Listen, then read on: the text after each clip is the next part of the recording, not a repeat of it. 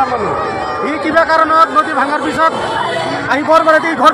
কৰাৰ পিছত কিন্তু বৰ্তমান গুমাত দি তাত ভোট চলি আছে কিন্তু বৰবাৰীতে সেই ঘৰ কৰাৰ কাৰণে 97 তাৰ ভোটটো দি হৈ যায়